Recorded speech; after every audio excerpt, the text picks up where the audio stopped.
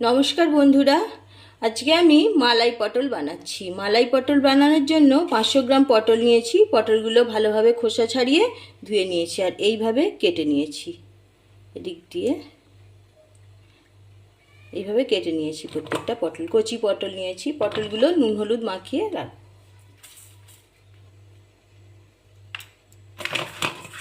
লবণ আর হলুদ মাখিয়ে পটলগুলো কিছুক্ষণ রেখে দিচ্ছি।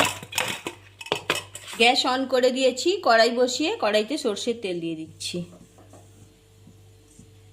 তেল গরম করে পটলগুলো ভেজে নিচ্ছি। তেল গরম হয়ে গেছে, পটলগুলো ভেজে নিচ্ছি।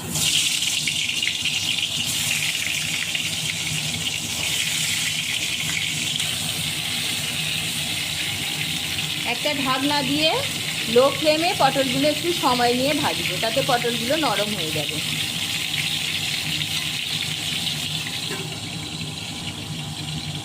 ততক্ষণে মশলাটা রেডি করে নেব। আমি একটা পেস্ট বানিয়ে নেব। দিয়ে দিচ্ছি পোস্ত আর কাজু, আদা, একটা বড় সাইজের টমেটো, আর কাঁচা লঙ্কা। পটলগুলো লাল করে ভাজা হয়ে গেছে, এবার আমি তুলে নিচ্ছি।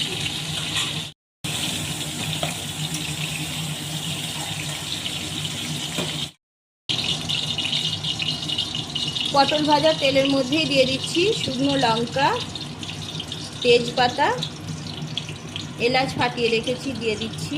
এলাচ, দারুচিনি, লবঙ্গ আর গোটা জিরা। ফোড়নটা ভালোভাবে নাড়াচাড়া করে ভেজে নিচ্ছি। ফোড়নটা ভাজা হয়ে গেছে, এবার যে পেস্ট বানিয়েছিলাম সেটা দিয়ে দিচ্ছি। দিয়ে ভালোভাবে ভেজে নেব, কষিয়ে নেব। আমি এখানে পেঁয়াজ দিচ্ছি না, আমি নিরামিষ বানাচ্ছি। আপনারা ইচ্ছা করলে পেঁয়াজ দিতে পারেন। পেস্টটা কিছুক্ষণ নাড়াচাড়া করে নিলাম।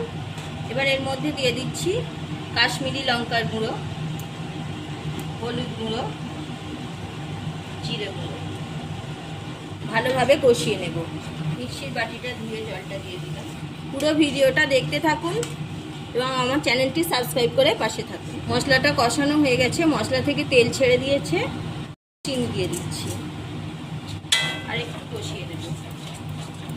মালাই পটল বানাচ্ছি, নারকেলের দুধ নিয়েছি, একটু দিয়ে দিলাম। ভেজে রাখা পটলগুলো দিয়ে দিচ্ছি। পটলটা আরও একটু ভালোভাবে কষিয়ে নেব। মশলার সঙ্গে পটলগুলো কষানো হয়ে গেছে, এবার পরিমাণ মতো লবণ দিয়ে দিচ্ছি। একটু নাড়াচাড়া করে দিলাম। নারকেলের দুধটা দিয়ে দিচ্ছি। গ্যাসের ফ্লেমটা বাড়িয়ে দিলাম। ঢাকনা দিয়ে কিছুক্ষণ ফুটতে দেব। ঢাকনাটা খুলে দেখছি, 7-8 মিনিট হয়ে গেছে। দেখুন আমার মালাই পটল রেডি হয়ে গেছে। গ্রেভিটাও খুব ঘন হয়ে গেছে। 1 চামচ ঘি দিয়ে দিচ্ছি। গ্যাসের ফ্লেমটা অফ করে দিলাম। গরম মশলার গুঁড়ো, কাঁচা লঙ্কা দিয়ে দিচ্ছি ওপর থেকে। ঢাকনা দিয়ে 5 মিনিট রেখে দেবো, তারপর ঢেলে নেব। মালাই পটল রেডি হয়ে গেছে। দেখুন কত সুন্দর দেখতে হয়েছে। এইভাবে আপনারা একবার বাড়িতে বানিয়ে দেখবেন। রেসিপিটা যদি ভালো লেগে থাকে একটা লাইক দিয়ে দেবেন আর বন্ধুদের সাথে শেয়ার করবেন।